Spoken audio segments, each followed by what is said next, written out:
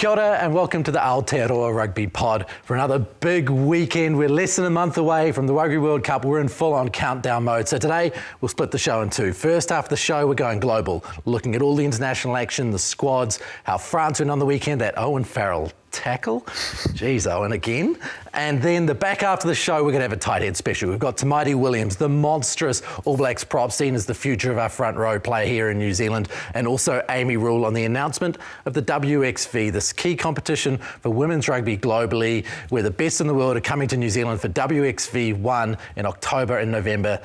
We're going to have a chat with her about what that competition means for the Black Ferns and for women's rugby in general, as well as, geeking out, of course, as we always do on elements of tight head play or whatever else it might be. So that's the show ahead. Joining me for the show, as always, on my left, Bryn Hall. Hello, good to be here. And James Parsons. How are?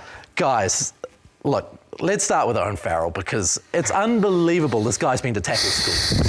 I've failed some classes in my time, physics in particular. I remember being pulled in front of the teacher and told I'd let myself down. But look, this guy, I don't know what he got out of tackle school, but if it's a shoulder to the head with an armless tackle, that's not what they should be teaching. Probably looking at the wrong DVD possibly. I don't know what the tackle technique is because, I think considering how much kind of ill discipline he has it around that space, you'd have to think that it's going to be a 3 or 4 week job because he's done the tackling kind of introduction and then again 6 months later, I think he did it in January possibly, or that kind of time period, to now still be in that same position. So it'll be interesting to see what World Rugby do, because as a spectator you want to see him play, but at the same time there has to be precedence around the tackle's choice. It's pretty clear, like your record's going to come into it, but it's not to defend him, but doing the tackle school is one thing. That's a period of time where you're focused on just your tackling because you're not playing and you're getting yourself back to get that, reduced suspension. But under pressure, the most rehearsed action will come to the floor. And maybe he needs to, do some, specific tackle work continuously for the rest of his career to bring about that change, because it's not like he wasn't intentionally trying to do it, but clearly he's tackled that way for a long time, and 1 week or a couple of training sessions isn't going to change that. So he needs to make it more. His habit is going low, it was a situation where Wales were hot on attack, and he really wanted to stop it and probably wanted to be a little bit too dominating, and he just got it wrong. But I think the suspension, unfortunately it's not at the right time, but the suspension might be lengthy and would impact the World Cup. It has to be at least 3 to 4 weeks, or possibly even 6 weeks, considering his track record. And I think as a player as well, I love Owen Farrell, and he's such a great player on the world stage that you want to be able to see the world's best play, but man, I don't think they'll even take into account that the World Cup, they've just got to look at it as an incident. Well, I don't think they will. It's just, it'll cause too much of a stir. Yeah, they've got to throw the book at him, surely. Last time he had it reduced because of tackle school and remorse from 6 weeks to 3 weeks or whatever it was. This time around, surely it's got to be 6 weeks. Well, because it's his third time in international footy since 2016. It is a lot. Well, that's why I'm interested to see what the actual sanction is and how long it's going to be, because I think it's pretty clear. And I keep coming back to, I want him to be able to play, but man, he's got a track record, and so if it's anybody else, or it's you want to have consistency, it's a 6 weeks. It's a 6 weeks job. I think, having got it wrong myself in my career once, when I hit the person, they were knocked out, but I went straight to their aid because I knew they were in trouble. So that remorse factor, it does actually get factored in. I obviously still got punished, and probably at a different period where these weren't such a big focus, so it wasn't probably as heavy as it would be now. But I'm not sure he probably showed that on this occasion. He didn't. Dan Bigger, in his article on I think it was the Daily Mail, he basically said he told him to stop complaining. And they were mouthing off. That was, two guys ready to go at each other on the field, and they didn't show a guy who just knocked a bloke in the head and shown a lot of remorse. I think it's pretty hard in that right then and there. Emotions are high, obviously. But I know, but if they've factored in the remorse previously, it's going to be hard to go in there and factor it in this, because that's public. I agree, right. Yeah. He's in a lot of trouble, man. That's troublesome for them. They're lucky that they've got some good backup 10s. Very good backup. But, at the same time, he's the leader. He's a big leader, yeah. Massive. You'd have to, he's one of the best players in the world, and his experience, you can't buy that experience around, from all accounts, he's competitive as how he leads well, and so a massive part of that England DNA. So look, if you're going to lose him for a long period of time, they are on the easy side of the draw, which could help them if he ends up playing at the back end. But I don't know if that's the case anymore. As these weeks up to the World Cup start, if Scotland's anything to go by, geez, they're really starting to, the pitch is starting to change a little bit. Whether it's just because players are getting opportunities, but there's definitely a lot more of the unknown now than what we first perceived in terms of the sides of the draw. It's going to be interesting as we get to the last week, and maybe we'll really go into the picks after all of these games. But, Scotland, obviously a bit of a bogey team. They were the last team to beat France at home in 2021. But, boy, Bryn, they looked sharp in that, maybe after that half-time spurt where the French came out hard. Geez, they looked good. Look, though, I thought they had two spurts in that game. Look, I think the first 10, 15 minutes, if you look at the quick ball and the efficiency of the breakdown, and you look at the animation of their backline, the whole backline working off the ball, it was pretty impressive to see. And so when you've got the likes of Finn Russell, who's a magician in that space, of being able to pick the right option, go out the back, but I just loved seeing that first 10 minutes, especially Jip, around their animation and being able to get the ball to space, because in that game, they ran a lot going out the back and trying to get it to the edge. Look, I think the numbers in the 70th minute, they had 600 run metres, 680 run metres, and the French had 355. So they played with a lot of ball in hand and were able to ask a lot of questions. But to the French's credit, they had they scored 2 tries within 5 minutes, just after half time, and we'll probably touch on Dupont. But yeah, Scotland were good, man. I agree with you, but they did so well and played so much, I felt like it fatigued them. And if you look at that first bit after half time, it was 4 or 5 minutes, and the game, to their credit, they fought their way back. But you've got to get that balance right. If you suck the tank dry in the wrong parts of the field for no reward, it will come at a cost, or you need to bring your bench on a little bit earlier. And I think in that second half as well, I think they had like 9 penalties as well, so the difference of having that first 10, 15 minutes, not giving away penalties. Though, isn't and it is, and it 100% when you're not getting a result. But to that though, you can't question their effort and their ticker, but when you're fatigued, you can, because even their chase line was scattered. That try when they get back and they counter-attack and the skipper scores, you just need a couple of them just to slow down and get connected. And even if it means you're tackling them 15 metres further back, you're tackling them. You're not creating easy 2-on-1s or 3-on-2s. And I think just lastly on that, why I was so impressed as well, because I think, they could have fell right off with that second half. And you talk around, the tank and obviously being a little bit empty, which is fair enough, I believe. But then to be able to bring the bench on and being able to actually get into a position where it was a drawn game and an unlucky scrum penalty, great for France. But I think they're having a lot of growth, man, taking France to that end, considering with the squad that they had, that French side that selected for the weekend. Yeah, but I do think their biggest challenge in the World Cup will be, someone like Finn Russell can win you games and has natural instincts to attack, and there's no question about that. But, against, I suppose, the South Africans, the Islands, it will be making sure you know when to pull trigger and when to just put the ball back down in territory and say, if you guys want to have a crack, if you want to kick it back, just managing that workload, I think will be crucial, because those teams will be relentless and they won't go away in that 80-minute period. Dupont, wow. You were rather impressed again?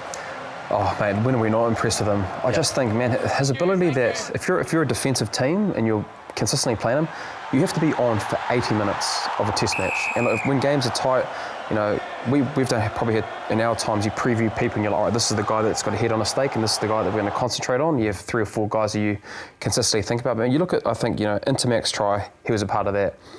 Pinot's try, he was a part of that. The 44th minute try, he was a part of that from counter-attacking as a fullback.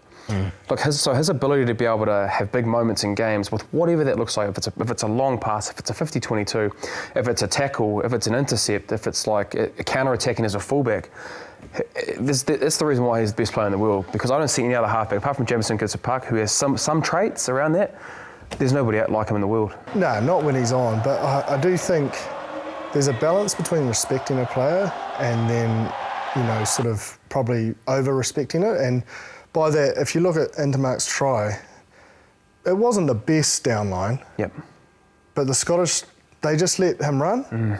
And even down that blind side, it almost needs, I've used it for David Pocock previously. He was the best at the turnover. So our plan was to run at him, make him tackle at least, because then it means, he's got a harder job to get the turnover. Aaron Smith, I've been a part of teams where, if he passes, then you can, almost tackle him, just hold him, get them off their game a little bit. But he was just given full licence, and I would rather see them on their line into Mark's try, shoot up, at least get in his face, at least, make there be a decision. And if he has to throw that big ball and he's capable of it, I know that, and people will be like, oh, well, they would have just scored anyway. But you can get in there, get in the face and sort of do it on your terms. Just waiting, and there was disconnect. Defensively, I was just surprised that they were that passive on their line. It probably comes back to like two things. I remember like Aaron Smith's a really good example. Like, how do you stop Aaron Smith? You give him really slow ball. And then the ability of that is your heart defence. Your first three defenders either side of the ruck are actually set, and then you can be able to put pressure on if he wants to taxi. So, for example, for Dupont, if you slow down that ball a little bit and you've got 2 or 3 guys of either side of the ruck, they're all knowing that, right, you come into my space, we're going to take you out, we're going to slow down the ball. But yeah, I think... Check him as well. You can always slow... Even half a second to these guys is massive. I remember a game we played, we were playing for Harbour, and I think it was, we were playing Bay of Plenty, and I think it was Alex Ainley at the time. And Mike Delaney talked to me after the game. They said, for the first 20 minutes, we just wanted Alex Ainley just to put you on the ground for 20 minutes, push off the ball. And I remember like going in 20 minutes, how red I was because I was getting tackled off the ball, I was getting held back, I was getting slow to the ruck, so that was frustrating me. And so like, there actually are plans in place, and it does work, especially for a halfback. You get touched, you're so angry in the sense that you're not getting that ball quick, and guys are like, get to the ruck, get to the ruck. But whether that can be done or not, I think it can be done. Definitely, it takes it takes hard to do. A plan.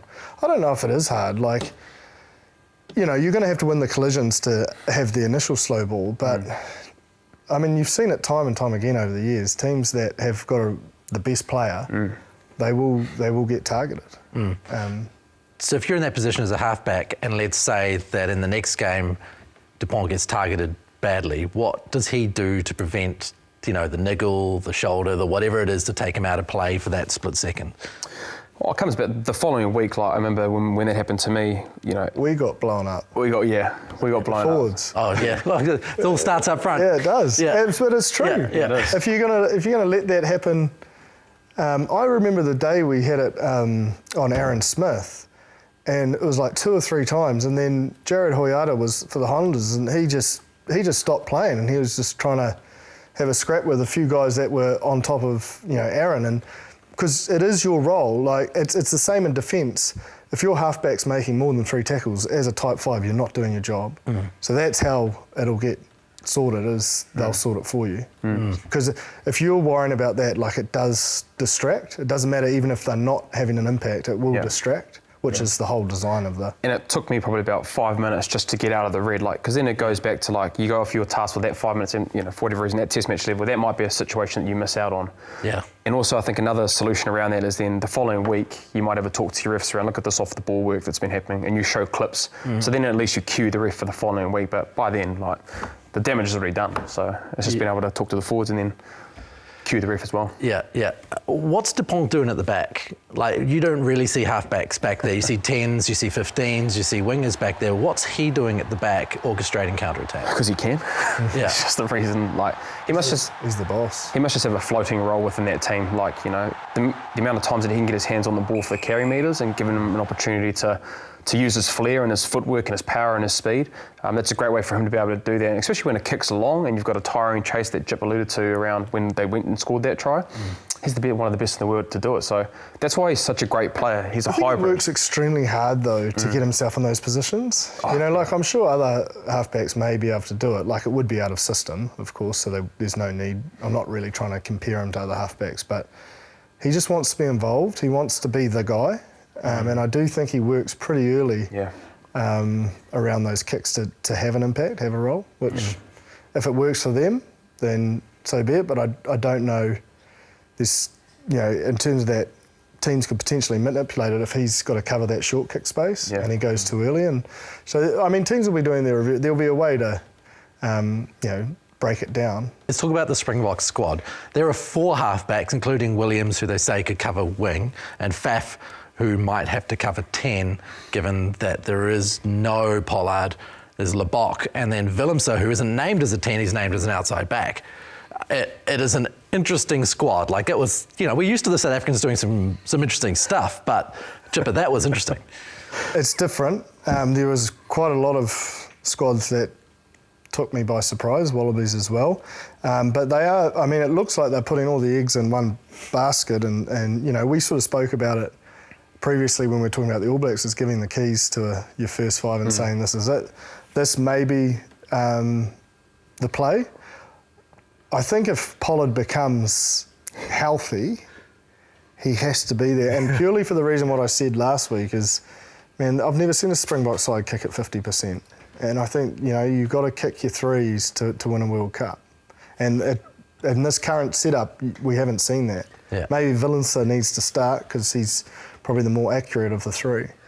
I'm just laughing here because I think there's a bit more to it, I reckon. I want to know, I think there was an article that came out, Ross, was meaning that deselect. Yeah, if a player deselects themselves, then someone else could come in after 3 days. So I think, from what I took from that, there's a couple of things said in that article around Pollard and that he thinks that they're going to be, if they will be available to be selected for the first game against Scotland. I just don't know why I didn't just name them and then replace them until they're fit.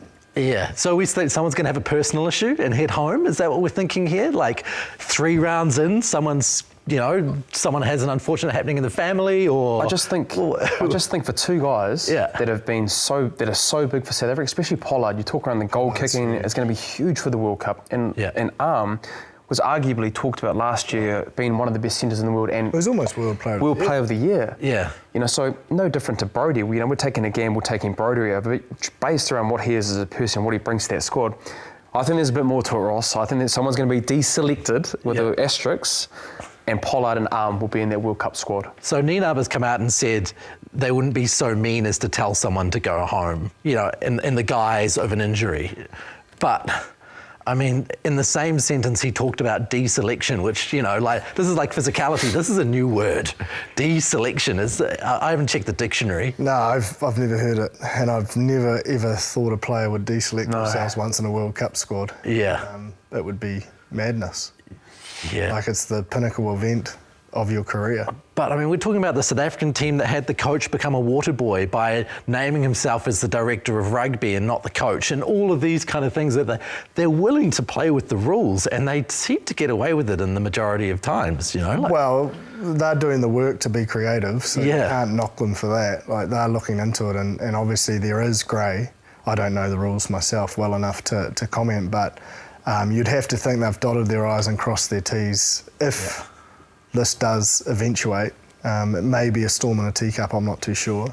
Still, if you look at the squad itself, it's still good enough to win this World Cup. They've got another one, old Dion Ferreira's covering hooker as well. Yeah. I wonder about the qualification process. When you hold a certain amount of players on the bench and then it goes to golden oldie scrums because this player is not qualified to be a loose head prop, then you can't have a proper scrum. Like, what is the qualification process? Who do you have to check this out through in order to say this bloke here is actually a hooker? You'd have to think he's covered it. I don't know, like you normally see hookers having the ability to be a hooker then covering loose forward. Like a Malcolm Marx could fit a 6 jersey happily. Yeah. So normally that way it makes sense if they're covering that loose forward, but I've never seen it. I think, I can't remember the hooker that went to the English Premiership and he played loosey and hooker. He came back a few years back, I can't remember his name, played for the Stormers, but he could cover both. Yeah. But he was initially a hooker. Yeah. But he played a lot of minutes starting in the 6 jersey, so... Skulk Brits. Yes, Skulk Brits, yeah. So maybe he's of that ilk, I'm not too sure. But again, he was originally a hooker that was fit and able to be a loosie. I got to watch Skulk Brits as a schoolboy by chance, and it was outrageous. Yeah. I was on holiday in South Africa, and we went to the Craven Week, which is the big schoolboys week, and this kid was unbelievable. Like, in comparison to everyone else on the field, it was like, this guy is something absolutely special. He certainly was. You know, He certainly was. Unbelievable. He's great off the field. Yeah, he's such a top man. Barbarians. He is such a good bloke. Like, in terms of walk off the field, you know, he'd bring you a beer in the shed and stuff. He's a top bloke. Yeah, good for the culture. Let's move from them to the surprises that Eddie Jones threw out, because like last week we were talking about Quade Cooper, you know, and it was unbelievable that, for me anyway, that he's just not required. They're carrying a single 10 and Donaldson as a 10-15 cover. Amazing, Bryn. Yep. Considering that, you know, experience I think is pretty key to come into a World Cup. But I think what it does do for a guy like Carter Gordon, and I know it's great to be able to have that experience of a team when you're a young guy, but at the same time, when you don't have that person there and you know you've given we talk about the keys, Eddie Jones has said, mate, we're taking you to the World Cup and you'll probably play every single test match leading up to the quarterfinals or whatever stage they lead up to. So the confidence as a young player to get there, I know being young at the time, and you can probably test for this, when you're given that confidence, you know, you're the guy, it doesn't matter what age you are, you're leading our team in that space. It's great to have, but I think the biggest thing that was surprising for me was Will Skelton being named as captain. You know, not even really talked about or having given captaincy a go in that environment. But for Eddie, him doing that, I think Will Skelton's probably the only guy in that team that has actually won anything. Yeah. And that's just being honest. Will Skelton's won with La Rochelle. He's won, you know, he's obviously playing a big European Championships game and has an understanding of what it looks like to win. So, and by all accounts, he's actually really good with the younger guys. From what I've heard from him in camp, he's able to really connect with those younger boys and bringing them together. And so I think he'll be definitely more of an actions person. I don't think anything will change in and around how he delivers or he is as a person. It's just more so the vice captains, your Nick Whites, your Tate McDermott's, your James Slippers, they'll be probably leading more of the messaging and the vocalness around that captaincy. Yeah, I think, look, captaincy's not what it probably used to be like with leadership groups now. It's the makeup of that leadership group is critical. What a captain needs to really have is self-awareness of where his gaps are and make sure that he's got people that can fill that during the week, but also game day, and have a really good relationship with, I suppose, your game drivers, which are naturally normally your 10s. Got some young ones there, which is interesting. So how that all operates, I'm not sure. You can potentially, you know, lean on Karevi, but again, it's just he's in the 12 jersey, not really driving it. So it's different. It's an interesting call in that way. You know, how long did it take you to figure out captaincy? Oh, it's probably more the question is how long did it take me to be self-aware enough that I actually had gaps? You know, like especially when I was younger, you sort of believe everything in your own head that you're good at everything, but the reality is you're not. And the moment that you become real and honest with yourself is the moment that you actually start becoming a good leader, let alone a captain. Captaincy, for me, the easy part, I'm a rugby nerd, so in terms of tactics and making decisions on the field, We hadn't noticed. you know, that was almost a given, but it was managing people. That was the hardest thing, but also managing the workload of myself, trying to do everything. You know, you end up doing more things poorly than doing a couple things really well and then filling the gaps. So as I got more experience, you became more aware and you learnt off other leaders. You know, like I was fortunate to, you know, learn off, you know, Kevy and the way he operated and how honest he was with himself. And that's how I picked up, you know, Will's going to need a lot of support, because the blowtorch goes on the captain. It's like anything, you know, you've got that next to your name. If you're not performing, you've got to front up. And I had to do it a lot of my career at Harbour and the Blues, where I had to stump up. At the end of the day, the buck stops with the coach and the captain if people aren't performing. We all have insecurities around, you know, it might be my fault because I captained the wrong way. Did I do things right? And then that takes away, first and foremost, what your job is to play well, which Will Skelton's been doing. But at the same time, he has been in a really successful environment in La Rochelle. Ronan O'Gara, you know, his time at the Crusaders, and he's probably evolved himself as well to what success looks like. So Will's actually been in an environment where he's seen what it's looked like. So you'd have to think that he would take little nuggets from there to be able to bring into the Wallabies for his own captaincy and decide on himself. But yeah, I think when you've got a new captain like that it's a little bit foreign to, and the points that Jip's talking about, which you get through experience and time. The other leaders like your Nick White, your Tate McDermott's, your James Slippers are going to have a massive role in and around controlling things that will take the pressure off Will Skelton. He can just focus on the actions, which he's been doing his time since coming back from France. he's going to need a lot of support from Eddie and a number of other players.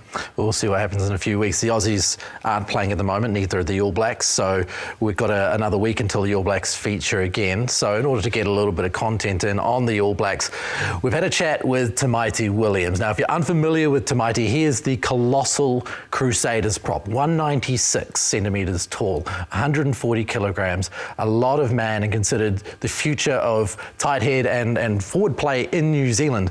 So we caught up with Tamaiti and asked him a little bit about his journey. He was Whangarei born, spent a bit of time in Australia, made his way to St Kitts, one of the power schools in Auckland, before making his way down south to the Crusaders. This is our chat with Tamaiti Williams. What's it like getting into the squad and getting onto the bus early and all that kind of stuff? Man, it's crazy. Like, one, your phone's blowing up. It's hard to get comms with people because you're just replying to messages because you don't want to be rude. But then you have like the trainings, and just another level. Days are longer, so it's a lot to take in. But like, there's no place you'd rather be, really. Now, your debut, mate, obviously, especially where you're coming from, talked about it earlier last week, I heard. Obviously, it's very emotional for you from where you've come from, for All Blacks to be able to put that All Black jersey on. I guess talk us through the week, what it was like, doing the haka, the game itself, but I guess more so just the week that it was when you first knew you were going to be named, and also who told you and where did it happen? No, like, I didn't get told anything. I was just sitting in the meeting, listening to the boys, because I was thinking it's a massive test match, so my hopes went high. So I was just sitting there, and then when it got to 17 and when I heard my name, I was like, the rest of the meeting is a blur because I was just sitting there in shock. But for the week, it was like surprisingly, it was just a normal week. The boys kept it as simple as they could for me. The only thing was around the media and like a bit more, it was special too, like, because everyone was excited. But in terms of the week, it's just, the elder boys in the teams just come up to you and say, it's another week, you got to prepare the same, and it was special. Singing the national anthem, obviously you would have had a lot of whānau there. How was that, and doing the haka as well, a little bit different to the Māoris? I hear you don't challenge for a spot on the haka? Nah, far back left. Grateful to be in there. Yeah. But the anthem, bro, I was trying so hard not to cry. Yeah. I guess a little bit overwhelming, you're standing in a line and you're looking out and you're playing for your country. But the haka was definitely the highlight of my night, as a little Māori boy, I'm sure, as you would know as well. Yep. It's only something you could dream of in front of a TV, but when being out there it's different. It's special. Sounds like an amazing experience.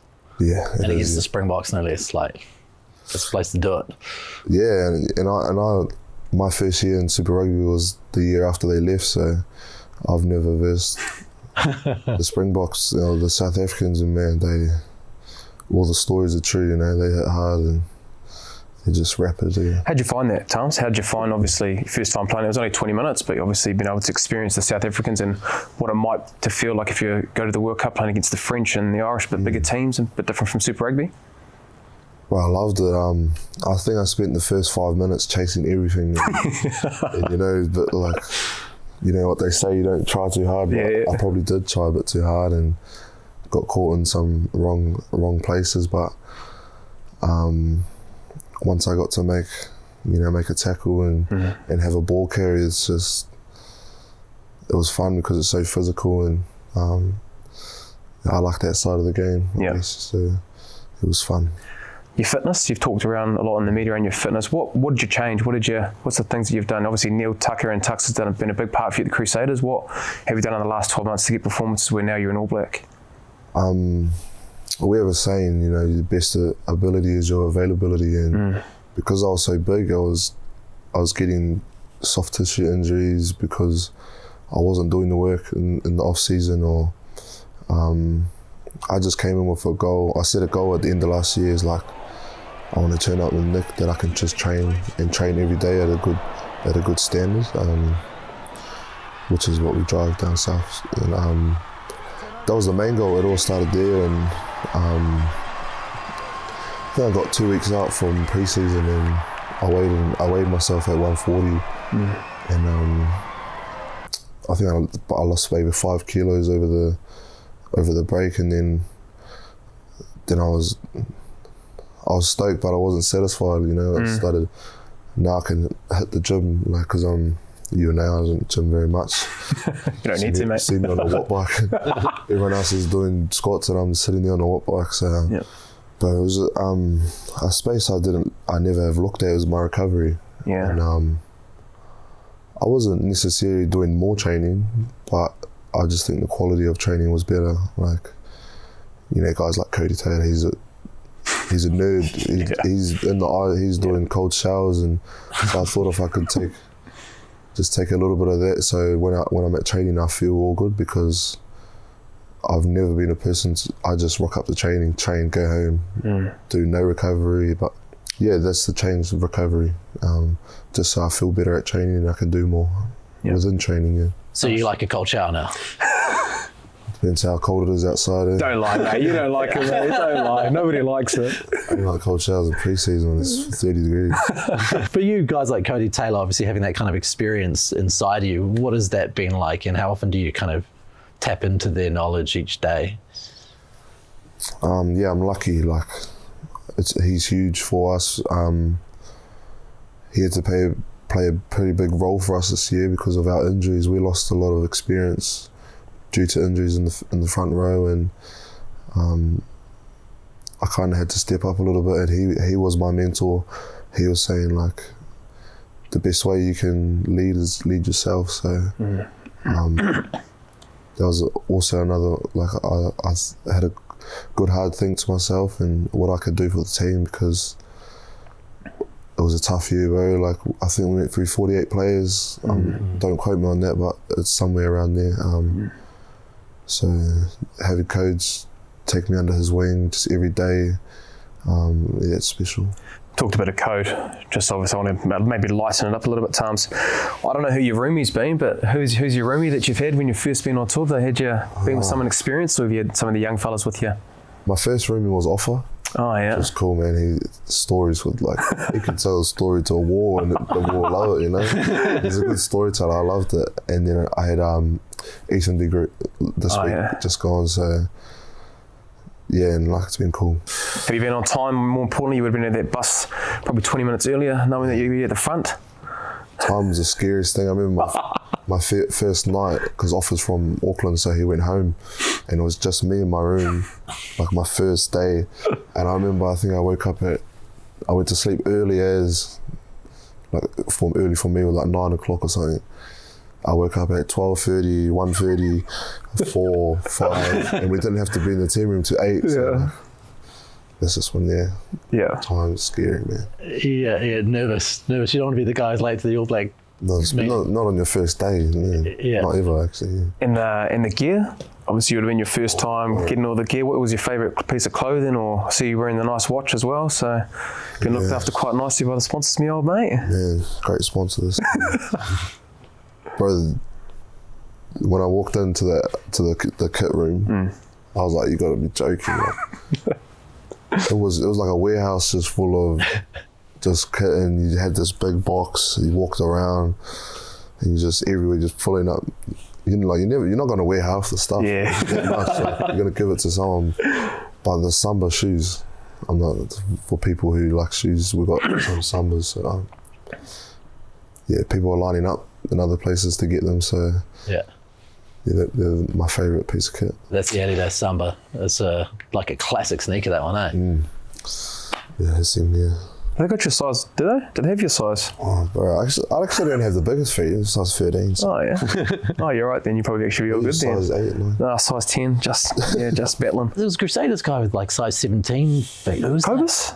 Yeah, Luke Romano, eh? I think it's a question on a drink. So. Yeah, I think Luke Romano was like 17 and like could never get any form of like boots at all. He has his pair of white shoes. Bro. Oh yeah, And terrible. these white shoes have been everywhere in his career. Like, well, I mean everywhere. It's everywhere. So Yeah. He'll wear a suit, and just like wear these white, like, I don't know, he would have had them for like 5 or 6 years, or 10 years soles maybe. are falling off. But those shoes are famous. So when those shoes retire, I'm pretty sure whoever gets them will be. Yeah, you should have got 2 of those made. Sure, bro. Yeah. Get a high rotation. Hey, mate, well, thank you very much for joining us on the podcast. Really appreciate your time. Nah, thanks for having me. Wow. I could not believe how big that bloke was when he walked into the studio. Tamaiti Williams, like, he's big, but everywhere. Like, he is just a humongous human being. He's probably lost about 10 kgs as well, Ross. I think he talked around, obviously, his diet, and I think being better in that space. And look, I think it leads to probably the reason of why he's been in the All Black squad. But yeah, mountain man, Big Jipper is a big fan of him, so being a big man himself with your shirt now, mate, you know. Anyone that, you know, has that sort of presence on the rugby field, you only have to admire. With the skill set of a second 5. Yeah. Well, it's a good day for you, Jip, because it's the tight head special through the back half of the show. It's great to have some people with some good common sense on the show today. Fair enough. Right then. Well, we're going to go from one tight head to another tight head, this time a world champion tight head. The WXV will be in New Zealand in October, November, the inaugural WXV. 3 weeks, all the best teams in the world in New Zealand, and the Black Ferns are going to have a really tough but exciting draw. France, a repeat of the semi from last year, taking on Wales as well, and then concluding against England after the round robin. The team with the most points will win that competition. Super exciting to say. Amy Rule joins us from down south. Amy, awesome to have you on the show. Thanks for joining us. Wow, how exciting. The WXV comes to town and you have those 3 teams to take on. Yeah, it's incredible. It's super exciting, especially coming off a big year last year. It's cool to see the support and more games, more opportunities. Massive success, the high of the World Cup, but no doubt you guys are looking to evolve your game. What have been sort of the key areas you've looked at with this new coaching group moving into this tournament? Building of like probably our pack 4, we really focused probably a bit of connection. Obviously there's a new coaching side, there's probably a lot of new debutants coming through.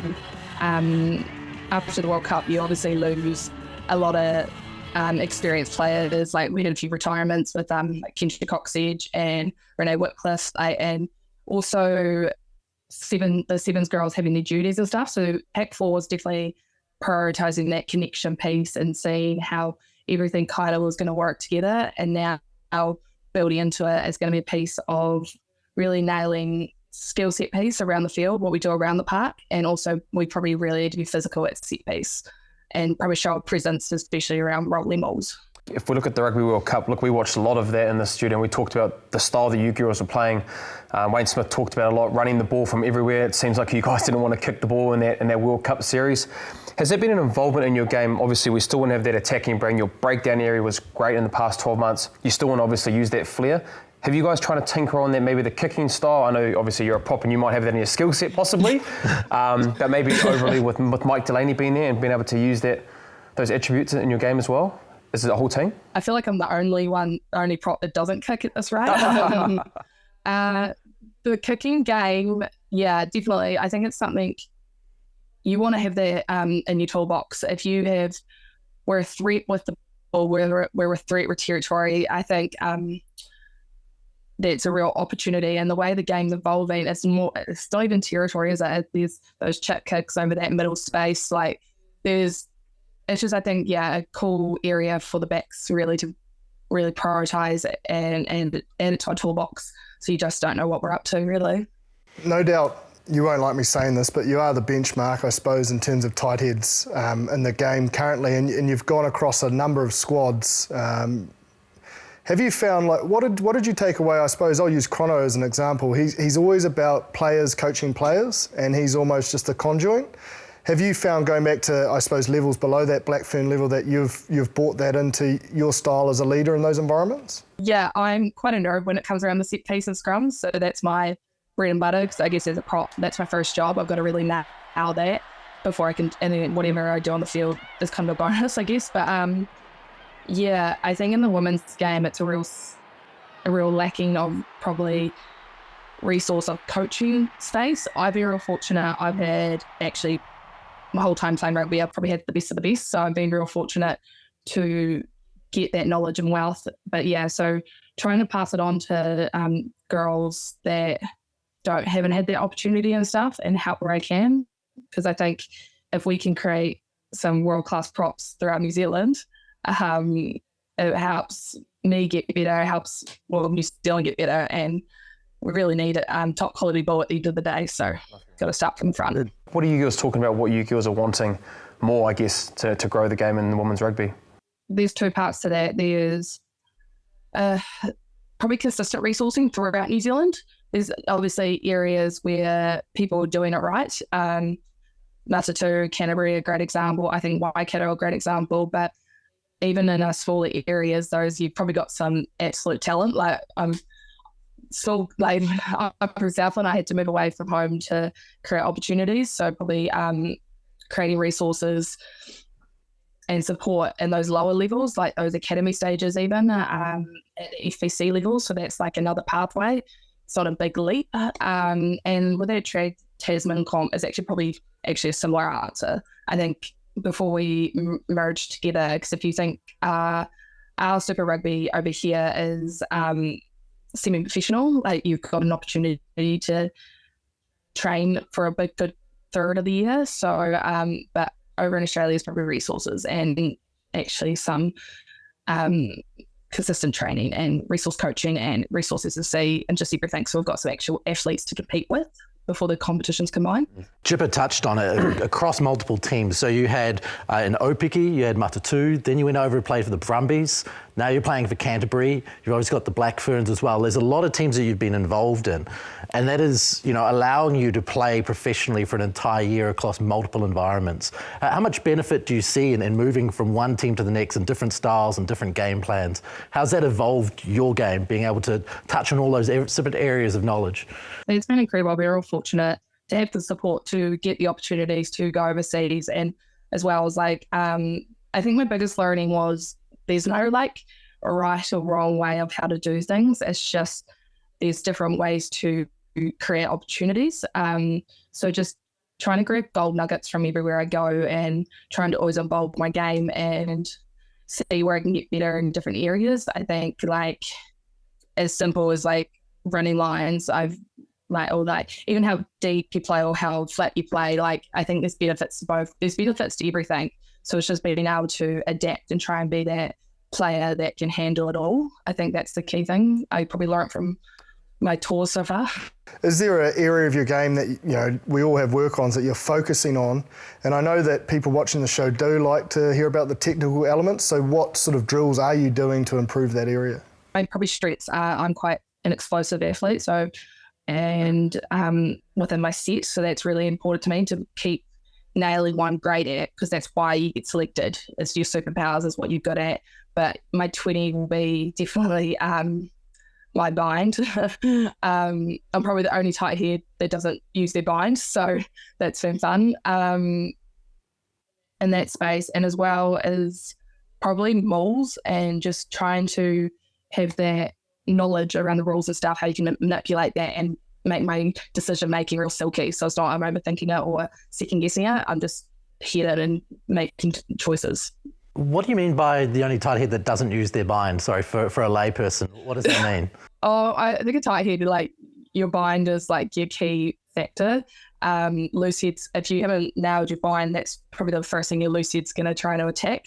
So I've really, when I first started tight head, it was all about just using my chest and locking out and really just making it a battle for myself. But if I can keep my bind strong, then I give a loose head a bit of trouble to try and attack, really. Just to go back a little bit, Amy, obviously want to talk about the World Cup a little bit, because correct me if I'm wrong, you were a part of that when you made your debut. You had that pretty tough series over in the Northern Hemisphere. Is that correct? Yeah. And so from there, we talked about a lot in our podcast around, I guess, the growth that you girls had shown. What in particular did you find that made you win that World Cup? I thought your breakdown area and the way that you were attacking as a New Zealand team was a lot different from that time. Can you maybe give us an insight of why you thought you guys won the World Cup and what kind of led to them, what Wayne Smith really brought in that was the factor that really changed you girls to win that World Cup and make a massive transformation in 12 months? It was probably having some honest and truthful conversations. This is probably a good nugget from Whitney Hansen. It's having the tough conversations with the right people and instead of having the easy conversations with the wrong people. So it's a piece around like we needed to be honest with each other of what wasn't working, what we need to do, and how we're going to do it. And it was probably pretty confronting. We had that big review process, and then obviously New Zealand Rugby supported us and like, okay, this is what we need. And then we obviously had some legends come into the game like Smithy, and Smithy's coaching style, it was very direct, it was very honest, and it was probably consistent with also having Bunting coming in with that cultural piece, keeping an eye on things as well. But yeah, that year we knew, I think it was being honest with ourselves, and it's like, it's going to be a tough time. And it's like you're all in or all out. And I think that's what we all chose, all in, and it all worked out well. And so does that set a platform now for that kind of honest conversation? Is just something that happens every single day? It's not something that has to happen as a big conversation, it happens as a group of small conversations? 100%.